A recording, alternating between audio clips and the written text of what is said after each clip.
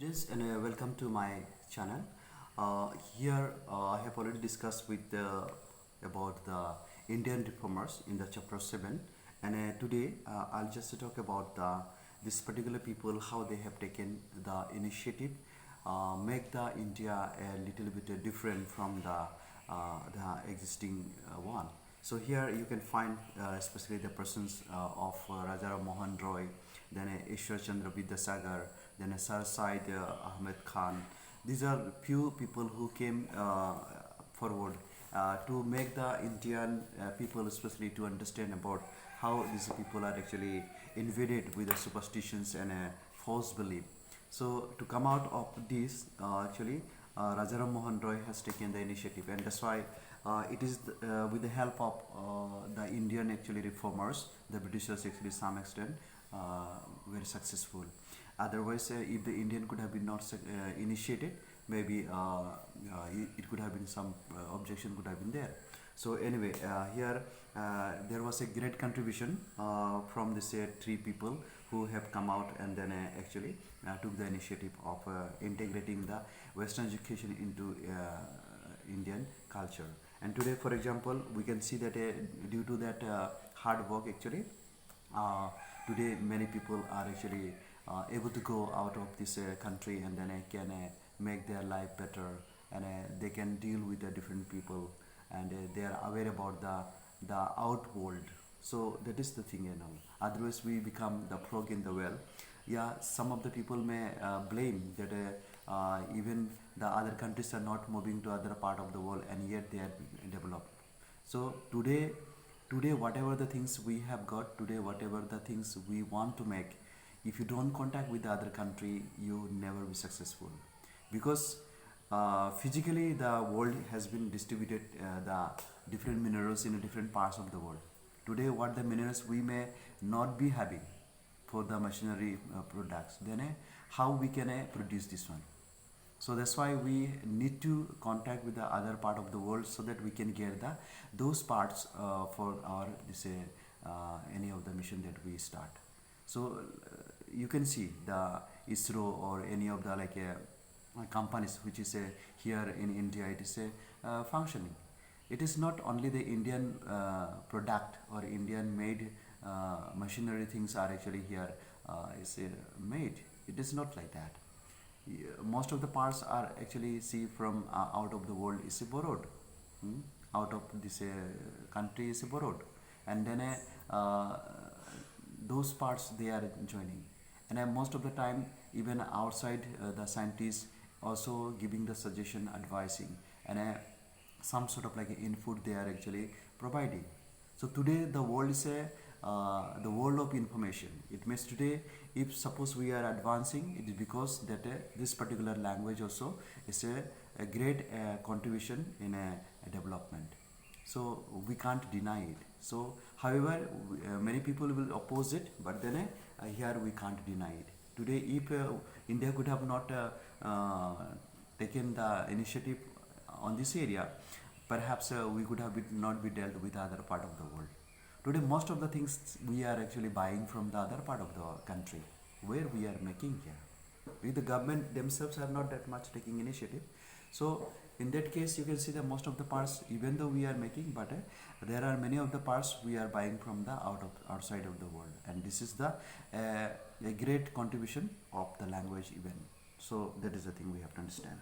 So here we can see that these three people, when they came out in the society, perhaps in the beginning the society was opposed them, harassed them, and gave them a lot of warning given, and yet they came into flying color, they came into support, and then today we can see some extent the superstition of this country is removed, and yet there are still in a rural, even in the town city also, people are actually believing in the superstition and false belief and all are still existing, but some extent people became aware about it, and people trying to acquire the scientific temperament, and then today they are looking for the proof or evidences, and without proof and evidences, anything is not possible to believe. So today, you also, you are also growing in a in this world. And then you must experiment, you must ask the proof and evidences. And proof evidences should be analyzed by you, not someone analyzed and then you adopt it, not like that, but you analyze so that you can believe whether really the God is existing, really ghost is existing, really the soul is hovering around this world, or what. Actually, these are all actually the funny what call actually issue, and people are actually too much of engaged in this issue. So rather we should focus on the development, we should focus on the machinery, we should focus on the invention. Today what the world look for, that is we need to focus for, not on the false belief someone has already long years ago have been already uttered and written something, and we believe today. So that's why come into the focus, come into the reality, come into the evidences and prove, and then you analyze and you believe it. Simply don't believe right now. So therefore you have to understand. So therefore we can talk about these people a lot when they have taken the initiative. And at the time girls education was not given much importance. As a result of many of the girls remain at home, and once the girls are not given education means you should understand how the family will function. Today if the girl is educated properly, the girl is capable of everything. You can see that children are actually growing into a good atmosphere because the girl is educated. Why? Because she will teach us, she will take the initiative. We may consider father is the head of the family, but it's not like that. Father may not be the head of the family. Why? Because a father is not much careful on the at home what is happening. Most of the time, everywhere taken care by who? By mother only. So therefore, here women and girl should be given a proper education as much as possible, and then make the world a better family. Otherwise, you won't see. And therefore, here we can find that a big contribution is done by Baba Sahib Ambedkar. Then here we can find this Ishwar Chandra Vidyasagar. These are the people actually have taken initiative, and then Annie Besant we can find. She also opened the schools for the boys and girls, not only for the boys. So in that case, what happened? The many of our Indian children started growing with the knowledge, and grew with a good atmosphere. So that's why as soon as the India was given the independence, you can see that a huge number of youths started working in a different parts of the world, taken from India and also from the other part of the world. People actually look for that Indian, especially youth, especially those who are educated youths, are very intelligent. Today we can see that most of the educated youths are abroad in the Europe country. We have seen most of the business persons, or in the Google. You have certainly the Google CEO, Sundar Pichai is from India. So how they are working in the big industries, and they are actually we should feel proud about them. So that's why it is not the matter of remain in the your Hindi and your Sanskrit and all, but go for the English. Go for the English and learn properly so that you can communicate with the world. And this is only the source of information that we get from the English. Today, most of the inventions are given the name on the English word only, English language. Okay, we find that there are Latin and Italic and other things we can find over there, but yet there are. So here, so like that we can find. Now next we have got some of the agendas actually set for the even the Indian people. For example, we have the person called Mahatma Gandhi, and he established actually the Nai Talim. Now what is this Nai Talim? According to this Gandhiji, he found or he observed that most of the areas are actually dominated by the Britishers, and then the Britishers are actually dominating even in the education also. So that's why he insisted people to be more practical, so that when you have the practical, then you can what call you can run your family, because unless you know the any of the machinery work and activities, you can't like a vocational training. Why we should give the vocational training? Because this will give you a certain amount of knowledge through which you can start up yourself. So that's why. So Mahatma Gandhi actually given the importance on that. So Gandhiji actually proposed a craft-based education system known as the Naya Talim. Naya Talim is a new education program. So Gandhiji emphasized on practical knowledge, and he believed that each student should learn an art and become self-sufficient, which would help liberate millions of Indians from the clutches of the poverty. So because of the a lot of revenue collection, different laws were imposed on the Indians. So therefore you can find that there are many of the Indians were actually remain hungry, and they lost their jobs, and many of the people in fact lost their property, and they were deprived of that. So therefore many of the areas people were actually started behaving like a beggars. Therefore Gandhiji's one intention was that people should become the self-sufficient to work by themselves, and they should learn the practical activities, and then they can survive themselves that way. So there is actually he put forward, and that's why there is a purpose. Next we have the Tagore and Santiniketan. Now Tagore, Rabindranath Tagore also, he was actually advocated education system where students should learn in an like a informal environment in tune with the nature. So he also proposed that children should not be only inside the four corner of the wall, but they should be out of the wall also, and to be with the nature, and should understand how we can go on with the nature. Understood? So here, what he has actually said that Tagore established the Vishwa Bharati University, okay, at Shantiniketan in Bolpur, that is in Bengal, in 1901, near Kolkata. And then Tagore tried to combine elements of like a Western education with the best of Indian traditions, and he stressed the need to teach science and technology along with the art, music, and dance. Because according to what the information, we not very sure whether it was true or false. This in the English medium school, whoever is actually proposed from the Britain, we find that there are many things were lacking, like music or science or technology or arts, crafts. These things were missing. Their only education was provided, but these things were missing. That's why Rabindranath Tagore actually he put forward these ideas, and then he started. And so people, in fact, especially the youths, when they were studying, and along with the study, they also trained themselves in these areas.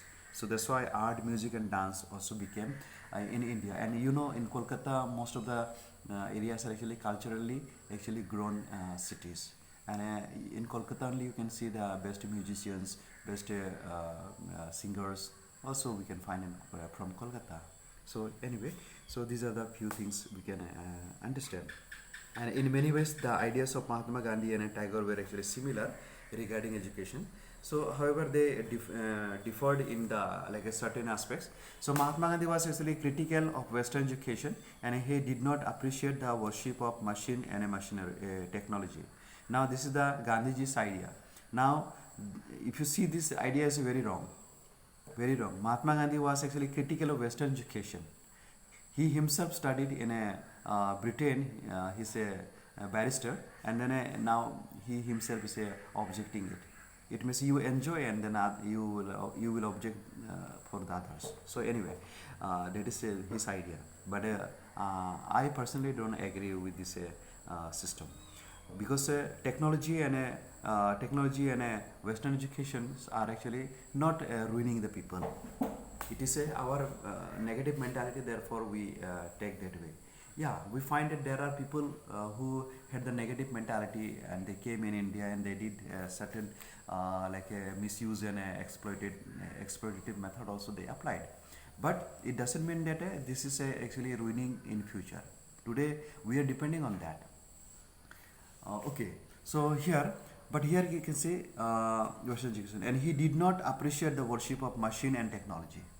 So Tagore, on the other hand, wanted to integrate the best of the Western world with the Indian tradition. So he looked for the best, best of the a Western world. So that is Tagore, in fact, he wanted for. And then next we have got like a Wardha scheme of education. Now, what is a Wardha scheme of education? Now, this particular Wardha scheme in the year of 1937, an All India National Education Conference was actually held at Wardha after the Congress ministry assumed the responsibility of administration in 7 major provinces of India and presided over by Mahatma Gandhi. And the conference decided to provide nationwide free and compulsory education for a period of 7 years. That is the medium of instruction was to be the mother tongue of the learners. So that is given here in this meeting. And the conference appointed a committee with Dr. Zakir Hussain as its chairman. The scheme of education suggested by the committee is popularly known as the Wardha scheme. Okay? So it stressed on the learning by doing and suggested that a craft may serve as the center of instruction. And this way the students would be self-supporting after the completion of their courses. So that is the Wardha scheme. In fact, try the level best. So anyway, you can some extent you can understand about this how this Wardha scheme in fact work. Okay. Then we have got another the last part, that is about the case study on Baroda and Aligarh. Now this is the two university which was actually constructed, and these two places, especially Baroda and Aligarh, you can see that how this Baroda and Aligarh actually became the very famous. Let us know about it first of all. So here Maharaja Sayaji Rao the third, okay, of the Gaikwads is known for his commendable efforts in improving the quality of education, and he made primary education mandatory and established a university. Okay, and then after that what happened? On his ascension to the throne, Maharaja Sayaji Rao the third actually laid the foundation of the Baroda College of Science in 1880. See, at that time, Raja himself actually took the initiative to establish the science, and here Mahatma Gandhi was not looking for the technology and machinery things.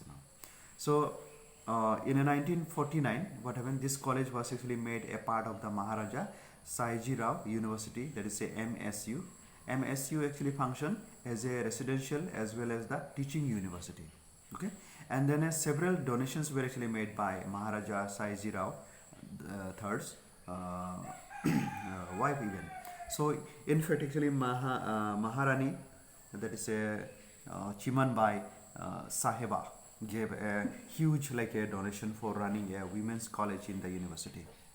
And then currently this MSU is well known for the vast variety of courses that include engineering, fine arts, medicines and architectures. So this is the development. Okay, and another is Aligarh. Aligarh University, what actually is speaking about here. Aligarh is the founder, especially Sir Syed Ahmed Khan founded this Mohammedan Anglo-Oriental College in 1875, and especially this one in Aligarh. So which was actually a model on British universities where Western education was actually imparted, and it later became the Aligarh Muslim University.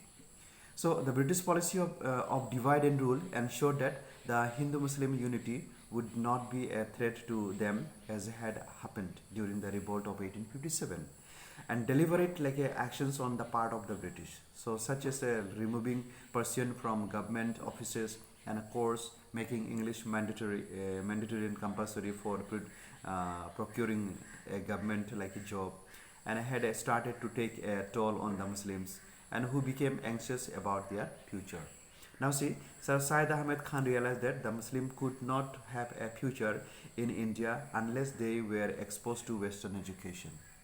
So how he has taken the initiative? It means Sir Syed believed that if you don't adopt the Western education, you will not have the future in India. That is the thing he already predicted, and therefore, along with a Hidayatullah Khan, Sir Syed Ahmed Khan started the Muhammadan Anglo-Oriental College, and the main objective of this college was is to combine Islamic values with the Western thinking. And in 1920, what happened? This Muhammadan Anglo-Oriental College was actually renamed the Aligarh Muslim University. So this is the history of the Aligarh and Baroda, how the different people have taken initiative. It is very painful when you don't when you were not given the opportunities. So we should be very proud of these people, and due to their contribution, due to their hard work, today we are able to see these universities are still existing and producing a huge number of people who are actually scientists, who are actually doctors, air hostage, engineers, and many other departments. Okay, so anyway, so today's video I just stop here. So in the next I will be talking about the other chapters.